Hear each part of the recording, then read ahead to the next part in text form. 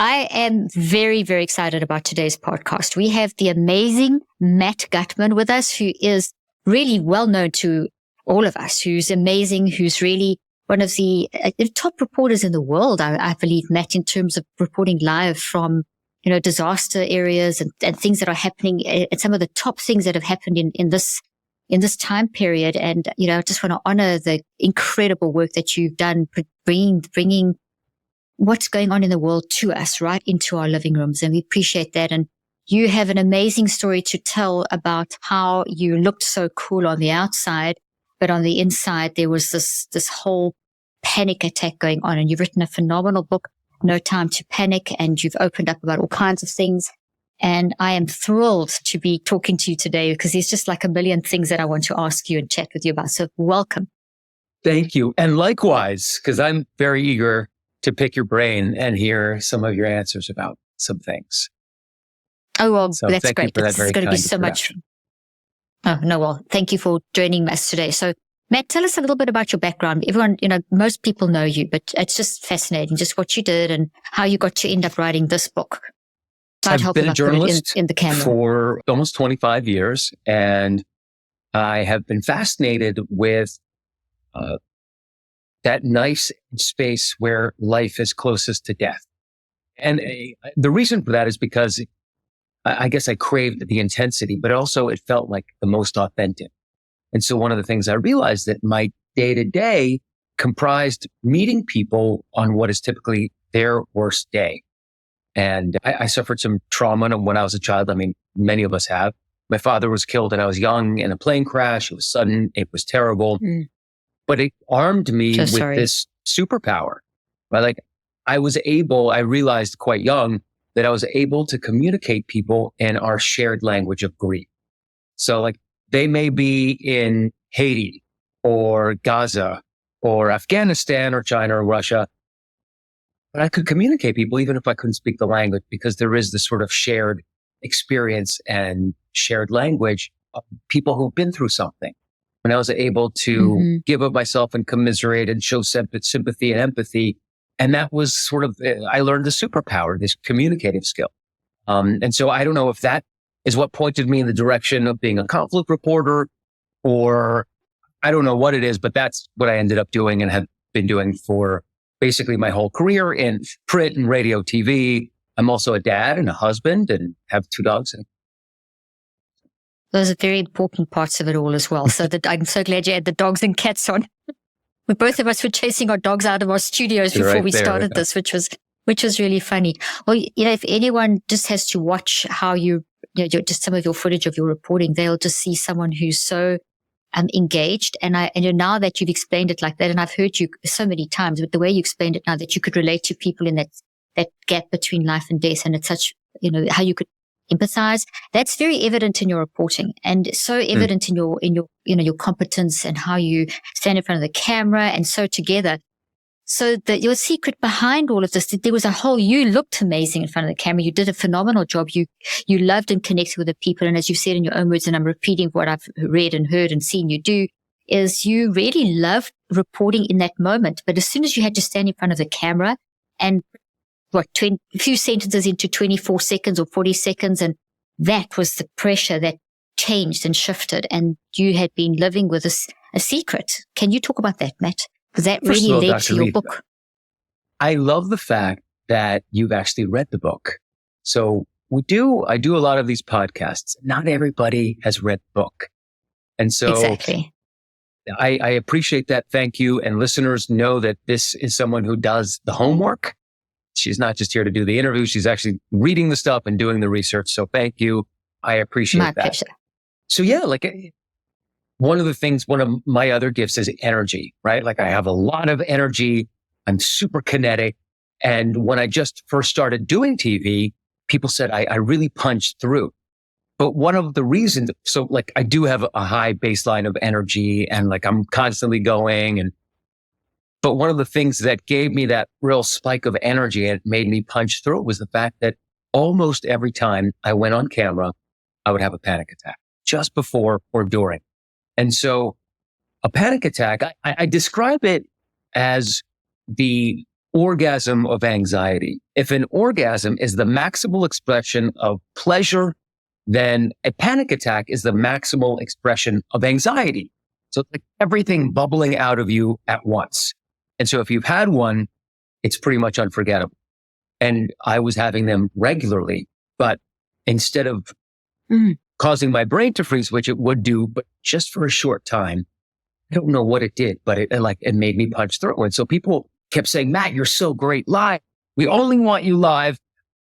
For 20 years, I couldn't tell people the dark secret, which is I hated going live because I basically sweat through my underwear. Dying everywhere. Yeah, I would tremble, these are the symptoms of a panic. Shortness of breath, my chest would feel like it's collapsing. My heart felt like it was punching through my chest. I would have feelings of derealization, loss of control. It was terrifying and really painful. Terrifying. And yet I did it again and again and again until I made a cataclysmic mistake on air for the first time on one of the biggest stories I ever did, which led to my suspension. I was covering the Kobe Bryant helicopter crash, which is literally 10 miles from where I live. And normally I travel all over the world, but this big story happened almost in my backyard. On your doorstep. Right. And paralleled your own life experience, didn't it? Exactly. So Kobe Bryant was the same age as my father when my father was in a small plane crash. And I was basically the same age as Gianna, his daughter, who died.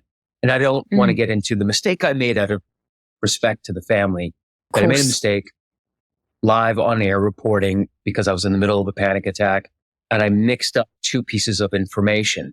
So one of the things that happens when you're panicking is your brain is primed for a threat. It's saying, you're under threat, Matt.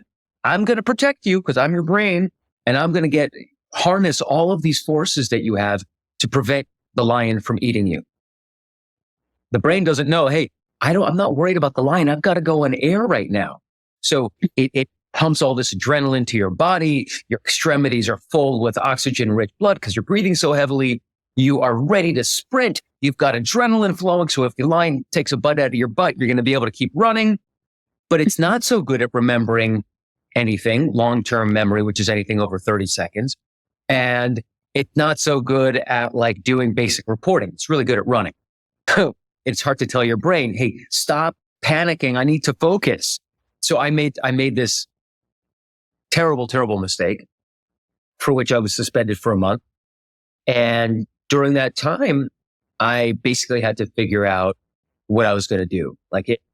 My wife and I talked about leaving TV news. I would still be a journalist because that's all I know how to do. But maybe this is not for me. Yes, I happen to be really good at certain aspects of it and really like my job, but some of it also terrified me. And my wife was super just understanding and sympathetic. And she said, if this is not working, we'll figure it out. We'll take the pay cut and do something else. And we decided, I'm actually going to focus on dealing with the panic and maybe what lies beneath it. Maybe there's something else going on and the panic is just a symptom of something bigger at play. And that part took 3 years, basically, the figuring it out. Wow. Thank you for sharing that and being so vulnerable. And, it just helps, I've listened to so many of your interviews as well. And just that being able to admit that. And it's like I can see in your face and I can just hear in your body language and I'm seeing your body language. And just from watching you over time, how writing this book and talking about this has been such a release for you.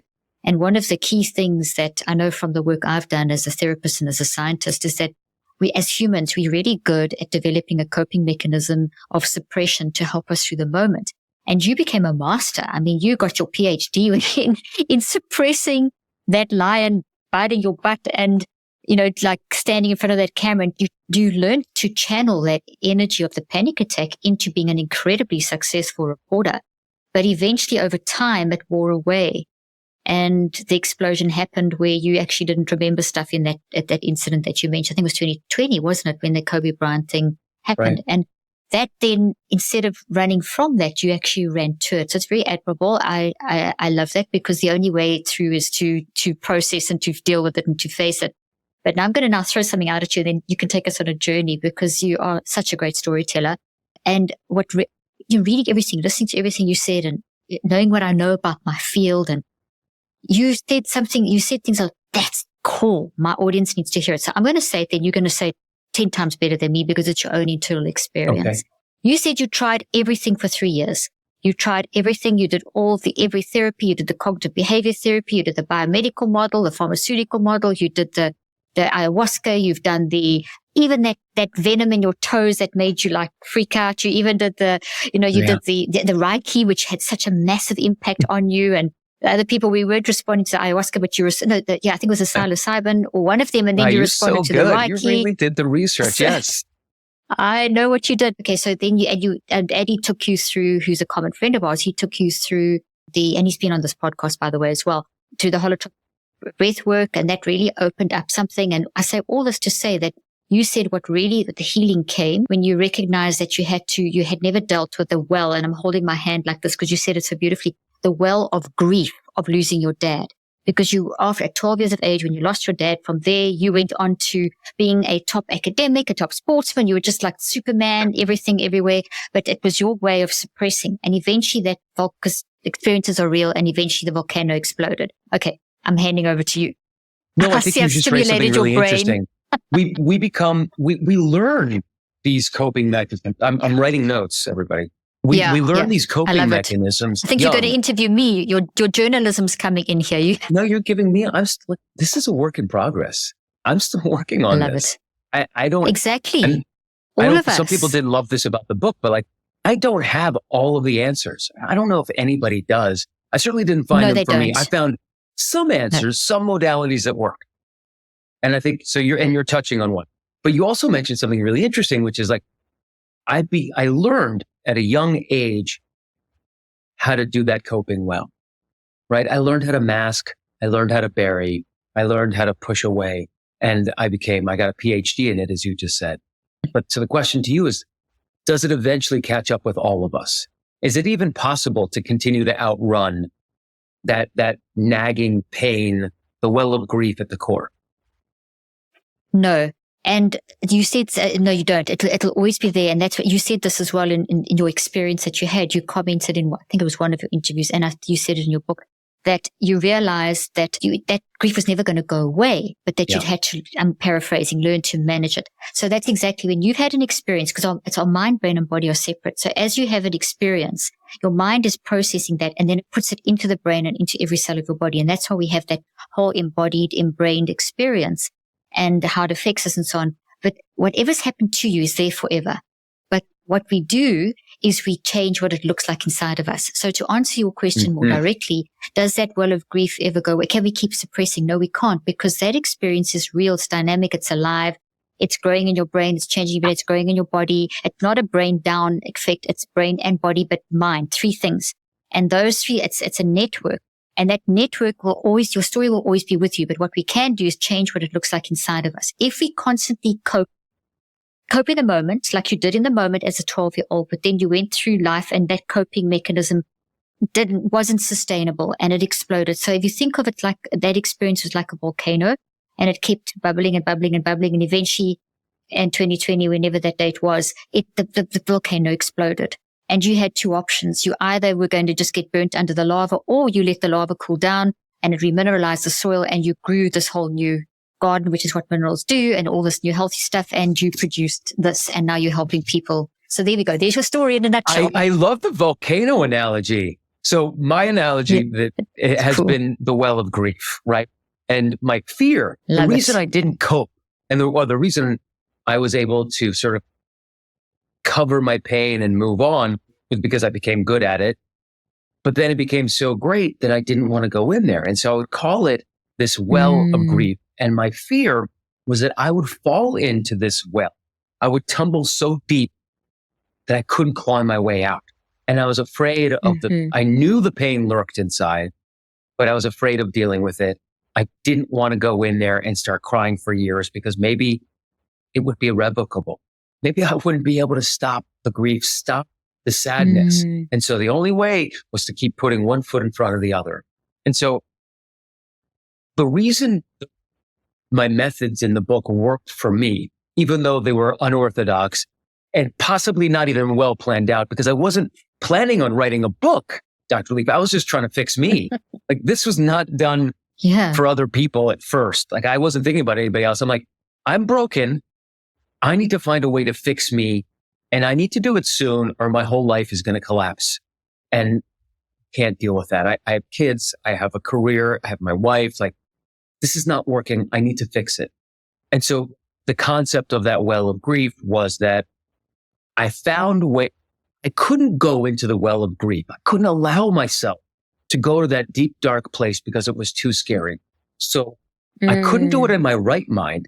I had to get out of my right mind, which is literally like, that's why holotropic breath work, which you are almost essentially like having a psychedelic experience, which is why psychedelics work for me, which is why this crazy Reiki experience, which I don't believe in Reiki. I don't believe in astrology or, psychics, but something worked. I don't know what it is, but it worked. It launched me into this, I don't know what you would call it, but this, escapade of constant crying. Like I was able to empty out this well of grief, bailing it tear by tear, that eventually made me feel better. Like it's still there, but it's not as scary as it was. And the other major takeaway, and you know this scientifically, we know that physically crying from sadness or happiness releases these wonderful feel-good hormones. And it's this free therapy. And I learned to be afraid of crying. And what ended up happening, if you read the book, it's like everything I start doing, I start crying and constantly crying in the book. But I learned not to be afraid of that. And I learned not to be afraid of the vulnerability of crying.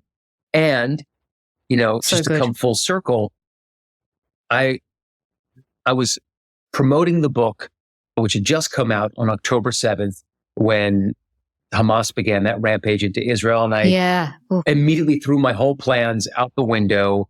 And I was in Israel within 24 hours and on the Gaza border. Wow. And I basically sacrificed the promotion of the book because this is what I do. Yeah. And war had broken out. And it was really hard, just like seeing all, like dead bodies and walking through bloodied scenes. And then there was so much pain on both sides. And normally I would have just completely blocked it out. But towards the end of my first 3 weeks there, I started crying. Like when I hugged someone, I went to a park bench somewhere and just like gave myself 5 minutes to cry, to sob, because there was so much pain. And I had this new gift of being able to empty it in a way that worked for me. Maybe crying doesn't work for everybody, but it helped me.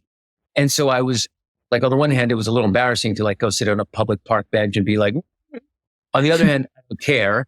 And I felt proud of myself that I was able to find these new modalities of crying and sobbing without actually having to take a psychedelic or do breath work. I was able to get to that pain in my right mind and not having to put myself out of my right mind to find some healing. So like it was hard and sad. On the other hand, I felt like, hey, that's successful. That's a pretty big difference, a pretty big space, a pretty big distance that I've covered in the 3 years since the Kobe Bryant mistake that I made, almost 4 years. Yeah. Wow. You speak about a pathway to empowerment, basically, of being able to self-manage and self-regulate and recognize that that's true healing, that you didn't need something outside to get you to the place. You actually had worked out what it was inside of you. And we've all got these wells of wisdom, to use your analogy. And we've got you spoke about getting through you didn't say messy mind, but this podcast called Clean Up Your Mental Mess. I talk a lot about the messy mind, and we all live in the messy mind, and it's totally normal, but we have a wise mind.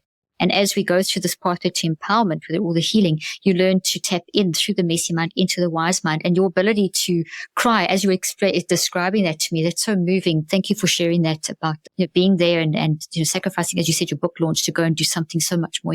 This is not that this is important, but that was a life thing that you could report on. But again, I got the visual of a well, and then this endless well, but with all these little tap areas. And it's so as you cry, you're opening the tap and letting it come out. So instead of it, you keep the pressure equal as opposed to, so we're always going to have, so we've got unlimited empathy.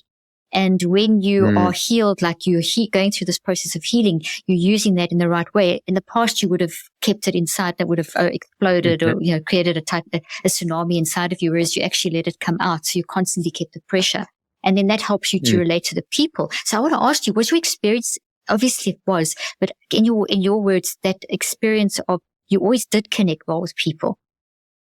Was it different now that you were able to just sit on that park bench and cry? How did people respond? How did you feel? What was the experience that was different? I did a couple of park benches. It was interesting. I love that. We have unlimited empathy. And unlimited. Well, there are two things. First, this is something that you mentioned in your podcast, which is learning the signals, right? Like I was better able to pick up the signal that I was in distress. I was in emotional distress, weeks after the war. I was also fatigued and I needed an outlet. And the outlet that has worked for me lately is having empathy and also expressing how I feel. And so what was happening is that I was hugging people and I would start crying and they would cry too. Like it would give them a release. The right. Yeah. And so like people were completely mirroring my experience. And there was a lot of that crying and sadness going on in general, just because it was obvious that this was the start of something terrible, extremely bad and extremely traumatic. And it was so fascinating to see people who were hardened, like the security expert who was our bodyguard. That guy was able to cry with me. Oh, wow. Even people you wouldn't expect who would be able to reflect that kind of sympathy and empathy and pain, actually able to do so if you take remove some of the armor that we have built to protect us from that pain. So it was a really interesting experience, and one that ultimately helped me do my job and be a better father and husband when I came back, because I was less damaged than I might be otherwise. That's beautiful. Thank you for sharing that. And one of the things that you mentioned, I'm paraphrasing again, but you mentioned it in your book and interviews, is that you had come to accept that you weren't ever going to get rid of the panic attacks, but you had learned how to manage them and recognize where they came from and recognize the source, which was the grief of losing your father, not really ever dealing with that and the shock and the trauma. And then layers upon layers of, you just described walking through, bloodied bodies and just, this is obviously viewers and listeners and things. This is a reality of what you do every day of your life, just about when you are reporting. That's layers of trauma, secondary trauma that you're experiencing on top of the other, on top of the, and so what I'm hearing you saying, correct me if I'm wrong, is that on top of the initial trauma of your dad dying, then going into what you did, and then your high school when you were, you had to do your presentation and you were in your turtleneck and all that stuff. And then it went into your reporting days. Each thing, that was building. And at the same time, you were adding other layers of what you were experiencing. But it sounds to me like you weren't for a time processing all the extra trauma. So kind of all of it just built up and eventually there was a major eruption in your life. So is that what happened? And what have you learned? If that is, what have you learned? And what did you, what could you advise someone who's maybe experiencing repeated traumas or can relate to the experience in some way to what you've had? So yes, one of the things that my career is about is adding layers of trauma. And one of the things that I've struggled with for years is that I was essentially kidnapped by the Venezuelan secret police in the end of 2016. And it was 5 days. It wasn't very long, but during that period, they accused me of being a spy, and they threatened to basically throw me and this producer who I was with away for years. So the producer I was with was freaking out because he was Venezuelan. He's like, you're going to be okay. It maybe only be a couple of years, but like, you're going to throw me away for 10 or 20. It was like really, I had to memorize his lawyer's name, his mother's name, their phone numbers, his like social security number. He was afraid he was going to be disappeared. And I was afraid that I was going to be, in some dungeon in their secret police building for years. My gosh. really, really scary. Terrifying. And we were held right near the dungeon. And it's just that the fear of complete loss of agency and control. And so that was definitely like, in addition to talking to people who've experienced the most horrific things and absorbing their secondary trauma, I've had all these experiences that have added to it. And I didn't do enough sloughing off, right? So I only let it build instead of doing stuff that would remove it and help myself. I just didn't know how very well. I didn't even know that I had panic attacks for years. I called them nerves, right? In the book, I talk about going through almost 15 years of panic attacks without actually naming it. I mean, and I'm someone who has done therapy for many years, and I was so closed off about panic, and I was so ashamed of it because there is so much shame that's associated with it that I even wrote about it cryptically in my journals and these like weird hieroglyphics that only I would understand. Like I'm writing in my own journals and I'm hiding it from myself. Like that's demented, right? But it gives you a sense of the amount of shame that was associated with it. Sad. And so it took this colossal disaster, this terrible mistake and a suspension to have a reckoning to basically shake me out of this really unhealthy way that I had been trying to deal with the pain that one accumulates. And you don't have to be a conflict reporter to accumulate trauma and pain and suffering, right? Like normal life does plenty of that. Exactly. It just does it too. Yeah. It's inevitable. Mine just happened. My reckoning just happened to be extraordinarily public, watched by many millions of people. So that's, most of us have it in quiet or in some sort of perhaps hopefully intimate setting. That was not so. For me, it was public. My suspension was public. I was ridiculed online. People were calling for my ouster and me being fired and I should never be a journalist again. And I totally understand why people were upset. But, I did a lot of work on trying to fix it. And I'm grateful actually that ABC gave me the opportunity to stick around to do it. And they were very, very amazing. Yeah, they were supportive of the endeavor. Once I told them, but Dr. Leaf, like, I never told anybody at ABC. I thought that they would cut me loose. And when I finally told my manager, she's like, oh, okay. You understand, like, I have a panic attack. Full on. She's like, okay. I'm glad you're dealing with it. I'm like, no. I wanted her to be more sympathetic, but she was like, yeah, I get it. I totally understand. That's okay. Well, we got you. So, wow. Sorry, I'll redo that. So ultimately, my work was really supportive of the effort that I made to try to get to the end of panic. That's fantastic. And you two things. What is this? What did you do to get over that initial, because that was another trauma, another major trauma, your work, your life, who you were, because your work from the sounds of things, your work is not what you do, it's who you are. And, it's, even though you don't like being in front of the camera, you actually that was maybe you do, maybe the panic attack was just blocking you from actually being, because you're brilliant in front of the camera, and so how did you, so that was another major trauma that was actually an awakening kind of sort of situation. How did you get through that time period? Because I know that there are people listening now, and I know I've had experiences where just like the worst thing that could possibly happen to you happens. And how did you do it? That's what I want to know. And I mean, I know because I've read your book and I've heard you talk, but I believe my listeners would benefit tremendously from how you did that. And then I want to talk about the workplace and mental health and that sort of thing. One of the things they teach in cognitive behavioral therapy is that the thing you fear most, the thing that often triggers the panic, is just not going to. It's very unlikely for it to happen. So people go to cognitive behavioral therapists and, with fears of flying. The chances, the concept of flying is crazy scary, right? You're flying, you're 7 miles in the air in an aluminum tube packed with 200, 300 other people, moving at 500 miles an hour. It's insane. It's crazy. Right? It's crazy, yeah. But statistically, you're probably going to die. Same thing with people who have fears of spiders or snakes or even car wrecks, although, because that doesn't make total sense because most of us at our age are likely to die of a car wreck, if not from disease. But that's what cognitive behavioral therapy, at least the psychoeducational part, tries to teach you. Don't worry about that stuff because it's likely not going to happen. But my plane crashed like more than once. And the thing I feared most, which was losing control on air and happened. Yeah, making a mistake live literally happened.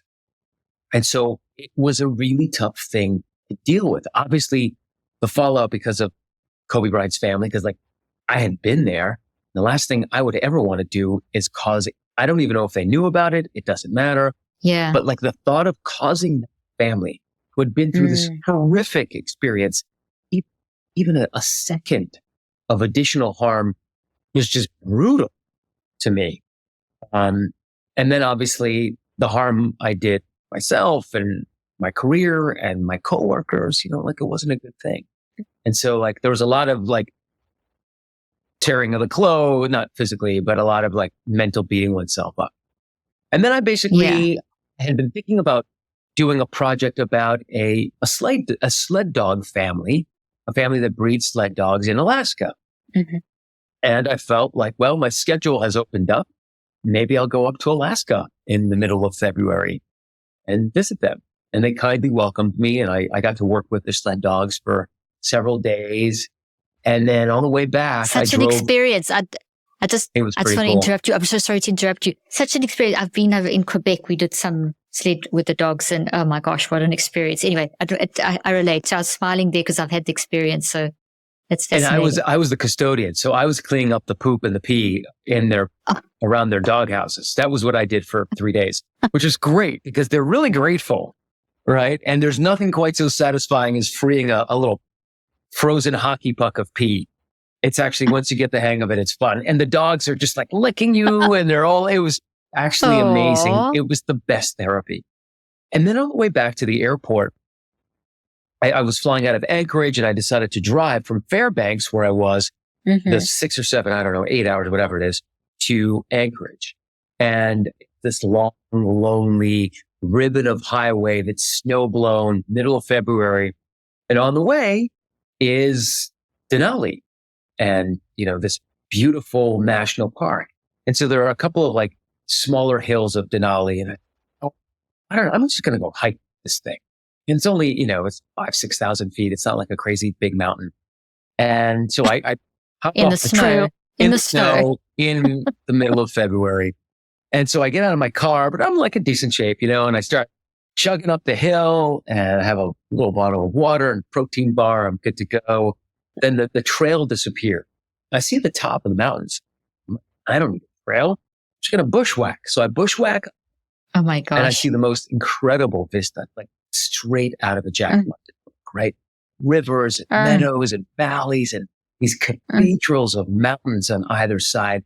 You just can't imagine it. And I am drunk on nature. I'm like, it's such a different kind of high, and I'm reveling in it. And I also realize, like, it's afternoon, it's getting dark. I should probably make my way down. And so I can't find the way I came up exactly. And it's also too steep to go down. So I thought I'd sort of spiral down. The snow starts to get deeper and deeper because there is no trail. And then I start doing this tumbling thing to get through the snow, which is fun. And so I'm like doing forward flips, just get down the hill. And then the snow gets too deep to do that. And then the snow gets deeper. And then the snow is above my head. And now I realize, stop, getting dark. And I have no cell phone signal.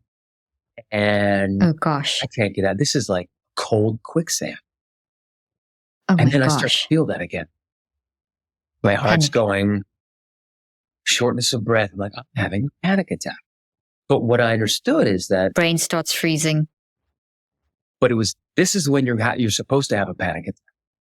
And your brain is figuring something out. And one of the great things about having panic attack, about having the stress response, is that it activates your brain's GPS. And so I don't know how I had gone down the other side of a mountain.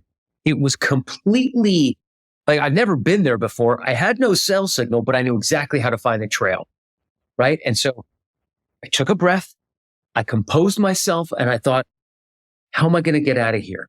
Who goes on the snow? And I was like, well, I saw these horseshoe hares or snowshoe hares before, and they kind of go on top of the snow. Okay. Snowshoe. Okay. So like, I'm going to make myself into a human snowshoe. And so like, I swam to the next tree, and it's literally, the snow is so deep, I'm at the top, the crown of the tree. I start snapping off branches of this tree and stuffing them in my pants, in my jacket, in my sleeves, in my feet, in my boots. And then I like make a human snow angel to start getting out of the super deep snow. And an hour later, I crawl back on the trail, completely soaked in sweat and also like super grateful. And I realized that yes, panic is not so great for us, but the human stress response is the human stress response for a reason, because it works. Can be a superpower when you harness it the right way. And my body did exactly what it was supposed to at exactly the right time. And it was the very dawn of this kernel of an idea that I started to have, which is, okay, maybe I'm not fatally broken. Maybe I'm not so broken that I'm irredeemable. And that led me for the next year to this evolutionary psychology obsession that I had. Because the central question, Dr. Lee, was like, I'm broken, aren't I? Aren't I broken? Like, if I have panic attacks at the wrong time, I must be broken. Like that, what's the point? Like, how have humans evolved to continue to have panic attacks when they're so cataclysmically bad for us? And eventually, and you know this through your work, is that, well, humans have panic attacks still tens of thousands of generations later, because it's just part of who we are, because fear was really adaptive and humans were really good at being afraid, which helped us do better planning and thinking ahead and helped us avoid the lion that was going to eat the other animal, but we could get away from the lion sooner and smarter. So I did a whole recalibration, to make a long story short, through evolutionary psychology about why I am the way I am. And I learned that panic is normal. Your brain is wired to have 1,000 false alarms, which is a panic attack, so long as it doesn't have a single missed alarm. You miss an alarm and you're dead. A panic attack, well, that's just 50 burned calories. Your body can handle that. And this was sort of the start of me starting to forgive myself and realizing that I'm not broken, that I'm not a complete failure. That is so amazing. That story, the conclusion you came to, because that is so true. And it's one of the key things in anything. It's our whole mind, brain, and body is wired for love. And just a little secret, or maybe you've heard me say this before, but that our brain telling us what to do, our brain can't tell us anything. It's actually your mind, your non-conscious, in your non-conscious mind, which is the most intelligent part of you, which is directing the brain and the body, and the brain and the body are wired for love. So everything about, just this term we use in science, and essentially everything about you is for survival. So when you describe the GPS and turning yourself into a human snowshoe and, that the panic and you're not broken, thank you for saying that, because that is exactly, we have all these responses. We need the anxiety. We need the depression. These are not illnesses to be suppressed. That's why we're fighting the system for 38 years in my work, is these are not things to be, these are things to be managed. And when you manage them, look what happens. Look at your life. Look at how you transform out of being sunk in the snow, which is really an analogy for your life, to getting on top of the snow and moving through and getting out and, recognizing you're not broken. So thank you for saying that, because I say so often on this podcast that it's not the way you show up in those signals is not who you are. It's you showing up that way because of something. And if you embrace that panic attack and find the information, you're going to shift. And you did that. You've done that. You're doing that. And you will be doing that for the rest of your life. So you're not trying to eliminate. So you said at the beginning, you're not going to give, and some people may be disappointed, you're not going to give the solution to get rid of panic attacks forever. That's not what you want to do. What you want to do is use them to your advantage. And that seems to be what you've learned to do, which is so powerful. I don't have the full-on pet. And once you start to embrace it and accept it, you don't really have the same types of panic attacks. Although I'm sure if I I do get the same stress response. If I brake short, there's a traffic accident in front of me, I get that jolt of adrenaline, but I don't get the same thing on TV because I know these basic things that you just talked about. I'm not broken. These are features, right? And I love the fact that you got that whole concept that these are adaptive traits, right? Like our heart beats fast so we can get oxygen and blood to our bodies so we can run faster. One of the reasons that we get tunnel vision when we have a panic attack is because humans used to be attacked most vulnerable at night. So our pupils expand to bring in more light. That made sense to me. I was like, okay, we're sweaty, possibly to make us more slippery to predators.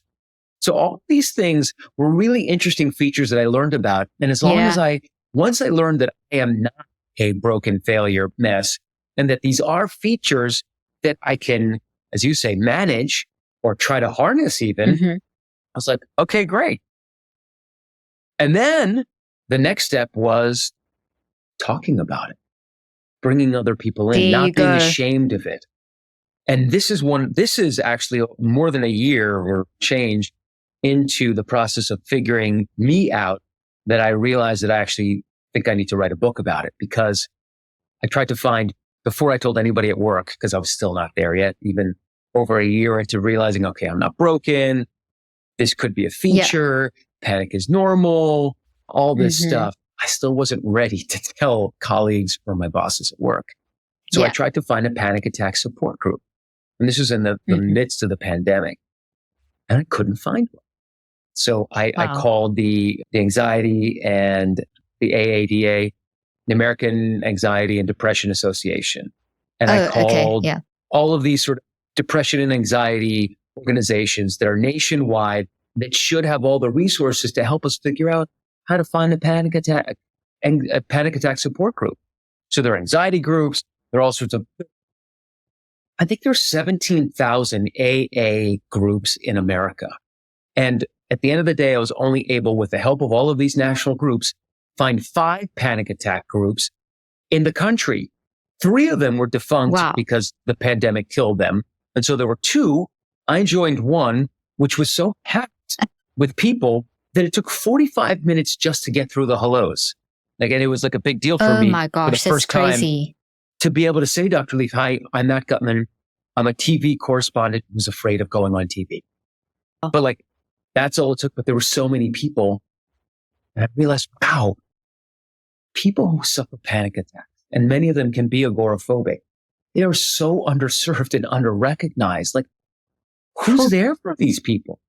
And so we started these offshoot groups on WhatsApp chains for the people who couldn't even get a word in edgewise in the groups. And that's when I decided, all right, I think I can help people if I write a book. There are all these people, anywhere from 28, 30% to 50% of Americans will experience a panic attack in their lifetime. And nobody's talking about this. And that's probably more. Probably a lot more than that, because it's because people is different, as you know, varying degrees of panic attacks. And as you said, people don't talk about it. They're not, I work with a lot of physicians and people that are professionals. And as you've just said yourself, you were scared to tell your bosses because they would have, they would have put you, these physicians, these nurses, these people all over the world in every profession. And even if they're not in profession, that are panicking. And if we know how to redirect that energy and direct it, it's actually something that can be so helpful to us as humans. So, this is really important work that you're doing. Fascinating about the groups. I didn't realize that. Oh, I was shocked. And I had them go over the numbers again, and I had them keep looking, and they couldn't find it. I mean, okay. So people have a panic attack, but it happens alone, and there's no real drain or stress on society or the system. It's because people go internal when they have a panic attack. Until they collapse. Unlike, people who are struggling with alcohol, it's something that can be violent and damaging to their family and their community. But people don't realize how much of an effect panic does have on our society and how much of a drain it is. Yeah. And that's because more than 30% of all the people who check into the hospital complaining of cardiac trouble, thinking they're having a heart attack, are having a panic Or attack. having a panic And attack. 50% are either having a panic attack or anxiety-related trouble, which costs our system many billions of dollars a year. Because people are like me. I was one. I never went to the hospital because I've been way too ashamed. I would rather have died in my bedroom than admit that I had a panic attack at that point. But so many people think that they're dying. In fact, they're having a panic attack because we have so little awareness of the symptoms and what it's like. And that, for many people, how to utilize it. Exactly. And Matt, I can't tell you how much this is helping people, and just, hearing you say these things, and, even with all of us battle with panic in different levels as you've just described and we've been talking. I mean, even myself, I've had experiences, but I've learned because I'm lucky, I'm in the field. So I've actually learned to take the principles that I use. And when I can feel a panic attack coming on, I've learned how to redirect that. So it actually gets channeled into something that becomes constructive. But that's been a lot of hard work. And that's why I've actually got systems and apps and everything like that to help people. But what you've done with your book and your life story is absolutely fantastic. I mean, it's just, I could talk to you for hours. So we're going to have to be going for an hour, and we'll have to just have you back for part 2, because there's a bunch of questions I didn't even touch on. I'm looking at all my questions here, but this was fantastic. I mean, I know something that your audience is going to want to hear, and I'm super curious, and I'd love to come back. So you have absolutely certain methods that you use when you feel a panic attack coming on. I'm sure that's what everybody wants to know. What's your go-to? So I go through a system that my audience that listens to me will be quite familiar with, and it's called the Neurocycle. And what it is was initially developed about 40 years ago. I developed it 40 years ago when I was working with people with traumatic brain injuries, severe trauma, stroke victims, et cetera, et cetera. And at that stage, they didn't believe that the brain could change. But they believed that the mind and brain were separate. So in the 80s, when I was first studying, that was what I was trained in my neurology and neuroscience lectures. And I challenged this and did research, some of the first neuroplasticity research in the world, and fast forward, I developed a theory and an application of how does stuff get in our brain. So when you went to Gaza, when you did everything that you're doing, as you have this conversation, life, how does life get into us via our mind and get stored in the mind-brain-body network? And how does that impact every cell of our body? And how does that over time create vulnerability? Which just goes to a point I wanted to point out that you actually started talking about, which was how the panic attack does become a burden on society if we don't deal with it. Because over time, your body wears down. And so each panic attack unmanaged is wearing your body down and increasing vulnerability to illness, which then impacts productivity, workplace, health, costs, insurance, et cetera, et cetera. So there is that long-term thing. So what I wanted to do was to try and understand, how does it, if something gets in, if it's good, how do I make it get bigger and better so I increase my resilience? Or if it's bad, how do I reverse engineer? Knowing that I can never get rid of my story, but I can reconceptualize my story. You could change you can't change what's happened, but you can change what it looks like in the mind, brain, body network. Literally, the networks in the brain, the networks in the body, and the gravitational fields of the mind. And so that's what I developed. Based on that philosophy, I developed a system called the Neurocycle. So and it's an app, the mental health technology platform, and it does a lot of different things, but it's panic attacks are one of the things that you can use it for. So it's basically you've kind of what you're probably already doing, but it is in the moment. You can use it in the moment and then over time. So what you've done unconsciously, I shouldn't say unconsciously, that's the wrong word. Unconsciously is when you're asleep. What you've done non-consciously. Non is the active form of our intelligence that is driving us. Unconscious is when we're asleep. So the word unconscious is used incorrectly all the time. Okay, so your non-conscious knows what you need to survive and how to turn that panic attack around. So what we need to do is our messy mind, which is in that conscious state, in the moment, is drawing on a pattern that has also been built into the non-conscious by our life experiences. So let's go back to your experience as a 12-year-old when your dad died. You would have developed a network from that mind, brain, body experience. You experienced that through your mind, and it went into you and became part of you forever. And you developed a coping mechanism. So that got wired in.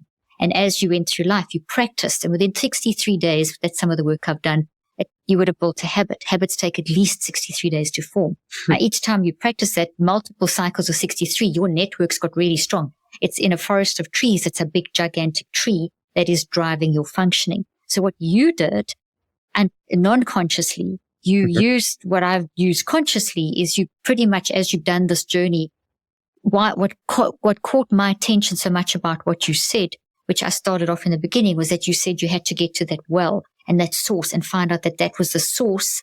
And there was the acceptance that you can't ever change the fact that you're going to always grieve your father. But you had to work out how can you reconceptualize so that you can change how it plays out into your future. In other words, how you can stand in front of the camera and do what it is that you do so very well. So it was that source, finding the source, and then accepting, and then reconceptualizing. And that's what the Neurocycle does. It's a 5-step process that basically takes you through that. So you use it like if you're trading a habit, you would do it daily for around 15 minutes a day and then sort of as you move on into the last 42 days, it's about 5 minutes a day. But you can also use it in the moment of a panic attack where you can actually train yourself. You can bring in the holotropic breathing, or you can bring in, it's like a 30-second of each step. And you can get into a rhythm, and you can practice that so much that as you go into a panic attack, you could be looking at the camera, and in 10 seconds or 5 seconds, you could run through a Neurocycle and it'll get you back on track again. So that's kind of, that's a quick run through, and I didn't want to take away from what you're doing, but I do something similar. You've literally done it. Exactly. You've been doing it. I love that. Yeah. Then we can chat about it more. And in fact, I can send you my app and you can try it out and you'll see the steps there and that kind of thing. So but Matt, in terms of your story, in terms of, let me see here, I'm going to jump to the final question, but we have to have you back again because there's so many great things that the way that you explained like Reiki and your ayahuasca experiences, and just, I loved how you, for example, said that what worked for some people didn't work for you, and what worked for you didn't work for other people. And that's what's so key, because even with psychedelics and things, it's being touted as the next thing. We're in a society that's always looking for something external to put on the internal to fix the internal. And what impressed me about what you've done and how you speak about this and you write about this is that you used everything. But at the end of the day, you realized that it was you had to retrain and rewire and be empowered. Exactly. And your Gaza story, that's what really got me. So you got there. That's exactly what it is. You hit the nail on the head. And for me, the psychedelics work because I needed to get, I said this earlier, but it's a concept I think about all the time. I needed to get out of my right mind in order to do this work. And then once you do it a few times, you change the habit, and then you're able to do it in your right mind. I don't have to be on mushrooms to go to that place and feel emotion like crying. That's so beautiful. When you said that, it's fantastic. You've got it in you, and you used whatever to get, and you use the breathing, you use ayahuasca, you use the Reiki. The Reiki experience, the way you described how you were lying on there and the snot was pouring out of your nose and you were sobbing, and you described the sobbing and all that stuff. That was your experience, but you got there, and now you can get there without having to go through that. And that's the power that we have in us. That's what I try and teach all the time. That's what I do as my life's work to that's why I'm so excited to interview you, because you just represent, we didn't even know each other till now. But I feel like I know you because you represent what I get so excited, because you represent what I know we can achieve as humans and how we can get through and become decent humans. So your story of connecting to others when the whole Gaza Israeli thing, that terrible Hamas thing happened, that story, that the security guard, that shows that when you as a person grow like that humanity came out in you, that love, that whatever. So, without waxing lyrical, that's kind of, I want to thank you for that, because you're teaching that. Any final words, Matt, or anything you want to say about what I said there? I forget the question. Let's just, let me hand it over to you. Just how would you wrap up this part one? I think that everybody likes, and one of the things that we talked about and that I love about your philosophy that you agree with me is like, there is no easy fix, right? That I don't have all the solutions. I have modalities that work for me, and I'm still working on it. And this is one of my life's works. But I do have a quick, I don't say trick, but it's a mindfulness technique that I use if I feel panic coming on. All right. And it's super easy. It's used all the time. Wonderful. And you look around you. And again, you just talked about it, and it's like you're reading my mind. You can do it while you're staring at the camera. I do read minds. I read minds. No, I'm just teasing you. But yeah, you can do it while you're standing in front of the camera, in my case, or if you're in the line at the bank or wherever you are. So I focus on 5 things that I see. All right. And I isolate them I see the door outside, my dog snoozing on the couch, my other dog on the floor with the ball, which is blue, and the monitor in front of me, whatever it is, 5 things. And then you think about 5 things you hear. Okay. Isolate the sounds. There's bird chirping. I hear you, Dr. Leaf. I hear a lawnmower outside and a leaf blower from the gardeners, right? So 4. Then 3 things that you feel. I feel the shirt on my body. I feel the headphones in my ears. I feel the insoles in my shoes. 2 things you smell, and then 1 thing you taste. And so if you go through those 5, 4, 3, 2, 1 senses, forces your mind to think about something other than the panic or the possible threat that you're feeling. And almost invariably, it helps to get me out of that mindset and just calms knocks down me your off that track neurophysiology. enough. Exactly. To like sort of essentially avert a panic or an anxiety experience. So for me, that's beautiful. A really good method. Again, nothing is foolproof. Nothing is perfect, but it's a nice little method. And even if it doesn't work, you've just done about 95 seconds or 2.5 minutes of mindfulness, which is never a bad thing. So good. Exactly. You have another thing as well that you talk about, which I loved as well, with the string and feeling the string with the knot. But it's a little more conspicuous. String or a pencil. Yeah, it is. Oh, the beads. The beads. Oh, that's a good one. Yes. Yeah, the beads. Which is similar. So that's just like a counting. That's 5 deep breaths going down. There's also like if you hold a pencil in front of you and then you focus, this apparently messes with your vagus nerve. And so you focus on the pen and then you focus on something beyond it and then you come back and do that a few times. But that's a little bit more conspicuous, holding a pen and changing your gaze. Yes. The other one, you can just do it without even. Exactly. Anyway, so those are a couple Matt, techniques. thank you so much. I'm so glad you shared. No, those are fantastic. And they're so helpful. And that's something people can use immediately. And thank you so much. It's been amazing. And I look forward to part 2.